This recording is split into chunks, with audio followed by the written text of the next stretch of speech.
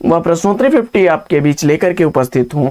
जैसा कि आपको विदित है, वन लाइनर शैली में 50 महत्वपूर्ण प्रश्नों को सुबह सुबह बहुत कम समय में साथियों करते हैं आप रिवाइज्ड। तो इस रिवीजन श्रृंखला से जुड़ने के लिए फटाफट वीडियो को लाइक और शेयर कर दीजिए। चैनल पर पहली बार होंगे तो चैनल को सब्सक्राइब करके बगल में बने हुए बेल आइकन से ऑल बटन को प्रेस करना बिल्कुल ना भूलें।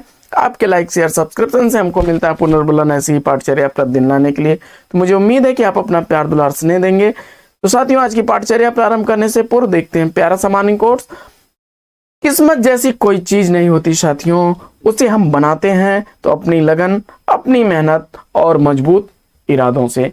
अगर जीवन में आप भी सफल होना चाहते हैं तो इसके लिए बस आपके पास भी निश्चित सफलता के लिए एक ही मूल मंत्र है कि आप अपने अध्ययन को प्रतिदिन जारी रखिए। थोड़ा ही पढ़िए लेकिन पढ़ते रहिए और यही अध्ययन आपको आपकी सफलता तक पहुंचाएगा साथियों। तो बिना किसी अतिरिक्त समय के अब प्रारंभ करेंगे पाठचर्या और देखते हैं आज का पहला प्रश्न। कलि कुटिल जीव निस्तारहि वाल्मीकि तुलसी भयो। तुलसीदास के संदर्भ में यह कथन किसका है? जवाब में आपने सेलेक्ट कर लिया नाभादास को, बिल्कुल सही जवाब। अगला प्रश्न है कि 5 आंगनों वाला घर उपन्यास के लेखक कौन है? उत्तर में व्यास सम्मान से सम्मानित यह 1998 का गोविंद मिश्र जवाब चुना, तो बिल्कुल सही जवाब। अगला प्रश्न है कि राइटिंग एंड डिफेंस पुस्तक किस आलोचक की है? तो राइटिंग एंड डिफेंस पुस्तक जाक देरिदा की है। अगला प्रश्न है कि संशयात्माकृति के लिए साहित्य अकादमी पुरस्कार किस रचनाकार को दिया गया? जवाब में आपने ज्ञानेंद्र पति को चुना, तो बिल्कुल सही जवाब। 2006 ईस्वी में साहित्य अकादमी पुरस्कार से सम्मानित यह रचना है। अगला काफी चर्चित प्रश्न है कि यदि जीवन के अर्थ का विस्तार करती है तो आलोचना रचना के अर्थ का यह कथन किस आलोचक का है? जवाब में आपने रामस्वरूप चतुर्वेदी को चुना, बिल्कुल सही जवाब। अगला प्रश्न है कि शब्दों का जीवन पुस्तक के लेखक कौन है? शब्दों का जीवन पुस्तक का लेखक आपने भोलानाथ तिवारी को चुना, बिल्कुल सही जवाब। अगला प्रश्न है कि भुक्ति या भोगवाद सिद्धांत के प्रवर्तक आचार्य कौन है? जवाब हो जाएगा भट्टनायक। सांख्य दर्शन से प्रभावित यह सिद्धांत है। आगे भक्ति को रस के रूप में प्रतिष्ठित करने वाले आचार्य कौन है? जवाब में रूप गोस्वामी को आपने चुना, तो बिल्कुल सही जवाब। काफी चर्चित और रिपीटेड प्रश्न रहा है यह। अगला प्रश्न है कि हिंदी साहित्य का आलोचनात्मक इतिहास पुस्तक के लेखक कौन है? हिंदी साहित्य का आलोचनात्मक इतिहास 1938 ईस्वी की प्रकाशित यह पुस्तक राम कुमार वर्मा की है। अगला प्रश्न है कि भक्ति काल के किस कवि ने संस्कृत को छोड़ करके संस्कृत की शास्त्रीय काव्य परंपरा का निर्वहन किया है? जवाब में आपने तुलसीदास को चुना, तो बिल्कुल सही जवाब। अगला प्रश्न है कि जीवन यात्रा का कोलाज किसकी रचना है? तो जवाब हो जाएगा डॉक्टर जगदीश जोशी की। अगला प्रश्न है प्रश्न संख्या 12 कि हरिवंश राय बच्चन को उनकी किस कृति के लिए सरस्वती सम्मान से सम्मानित किया गया? जवाब में आपने 10 द्वार से सोपान तक कृति को चुना, बिल्कुल सही जवाब। 1991 ईस्वी की यह इनकी आत्मकथा है। महावीर प्रसाद द्विवेदी के ठीक पूर्व सरस्वती के संपादक कौन थे? तो सरस्वती का संपादन उस समय श्याम सुंदर दास करते थे। अगला प्रश्न है कि आचार्य हजारी प्रसाद द्विवेदी के किस उपन्यास को रैक्य आखान भी कहा गया है? जवाब में आपने अनामदास को पोथा चुना, तो बिल्कुल सही जवाब। निसहाय हिंदू उपन्यास के लेखक कौन है? निसहाय हिंदू राधा कृष्ण दास द्वारा लिखा गया है।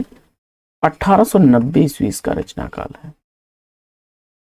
अगला प्रश्न है कि साखी पद कृति के रचनाकार कौन है? तो साखी पद रचना दादू दयाल की है। अगला प्रश्न है कि फणीश्वरनाथ रेणु का अधूरा उपन्यास कौन सा है? तो फणीश्वरनाथ रेणु का अधूरा उपन्यास राम रतन राय है। 1971 ईस्वी इसका प्रकाशन वर्ष है। अगला प्रश्न है कि कवि कह गया कृति के रचनाकार कौन है? तो कवि कह गया कृति अशोक वाजपेयी की रचना है। अगला प्रश्न है कि साहित्यकार की आस्था निबंध के निबंधकार कौन है? तो साहित्यकार की आस्था निबंध महादेवी वर्मा द्वारा लिखा गया निबंध। अगला प्रश्न है कि मिश्र बंधुओं के अनुसार ब्रज भाषा का हिंदी कविता में सर्वप्रथम प्रयोग किसने किया? जवाब हो जाएगा सारंग धरने विक्रमी संवत 1350 ईस्वी।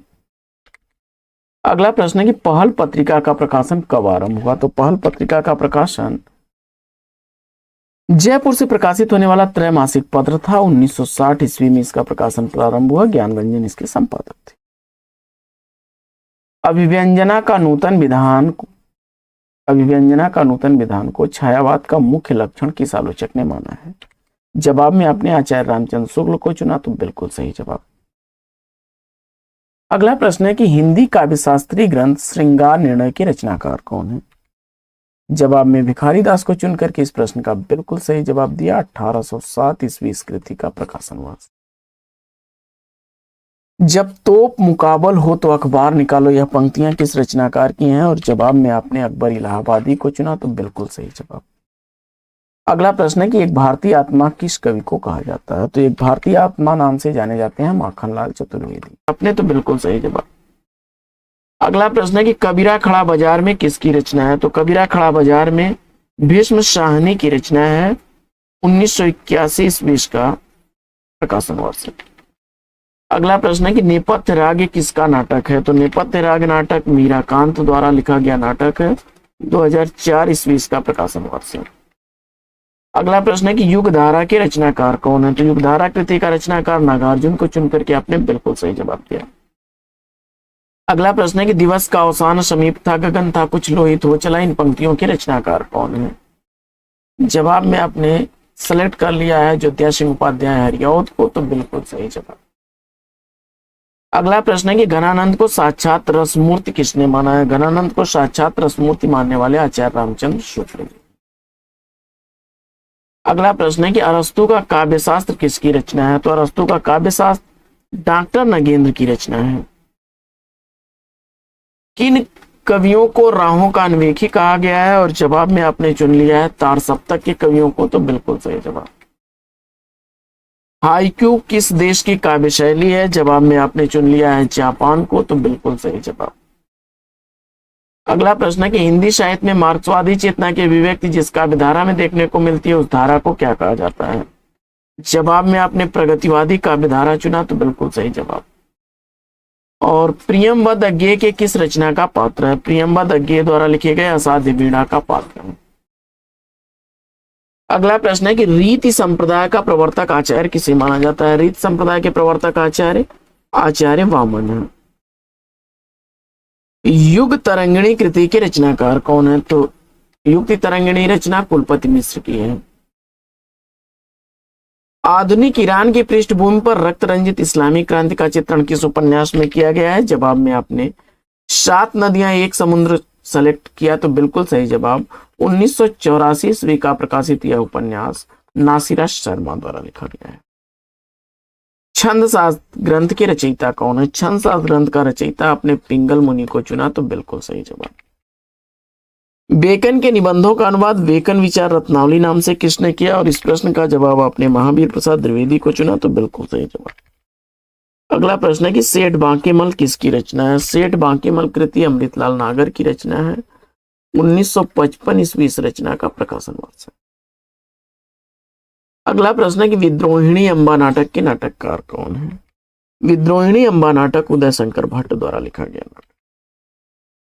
अगला प्रश्न है कि न कांतम अपि निर्भूषणम विभाति वनिता मुखम, यह अभिमत किस आचार्य का है? जवाब में आचार्य भामा को चुना आपने, तो बिल्कुल सही जवाब। और धात सेन जयशंकर प्रसाद के किस नाटक का पात्र है? धात सेन जयशंकर प्रसाद द्वारा लिखे गए स्कंद गुप्त नाटक का पात्र है। 1928 ईस्वी का प्रकाशन वर्ष। अगला प्रश्न है कि लबड़ घोंघो एकांकी संग्रह के लेखक कौन है? तो लबड़ घोंघो एकांकी संग्रह बद्रीनाथ भट्ट द्वारा लिखा गया एकांकी संग्रह। अगला प्रश्न है कि रूप तरंग किसका काव्य संग्रह है? रूप तरंग काव्य संग्रह का रचनाकार रामविलास शर्मा को आपने चुना, तो बिल्कुल सही जवाब। अगला प्रश्न है कि शिरीष के फूल किस विधा की कृति है? शिरीष के फूल ललित निबंध है आचार्य हजारी प्रसाद द्विवेदी जी का। अगला प्रश्न है कि कर्नट कबीलों के जीवन यथार्थ के विभिन्न पक्षों पर आधारित उपन्यास कौन सा है? जवाब में कब तक पुकारूं आपने चुना, तो बिल्कुल सही जवाब। 1957 ईस्वी का प्रकाशन वर्ष है। अगला प्रश्न, प्रगतिशील लेखक संघ की स्थापना कब की गई? प्रगतिशील लेखक संघ की स्थापना 1936 ईस्वी में हुई थी। लघु मानव के बहाने हिंदी कविता पर एक बहस के लेखक कौन है? जवाब में विजय देवनारायण शाही को चुनकर के इस प्रश्न का आपने राइट आंसर दिया है। साथियों आज की प्रश्नोत्तरी 50 लेती है यहीं पर विराम। वीडियो आपको कैसा लगा कमेंट्स करके जरूर बताइए। आज की इस पाठचर्या में लेंगे यहीं पर विराम, फिर मिलते हैं अगले वीडियो में एक नए प्रकरण, एक नए टॉपिक, एक नए अंदाज में। तब तक के लिए लेते हैं आपसे विदा। आपका जीवन मंगलमय हो। Best wishes, best of luck. जय हिंद।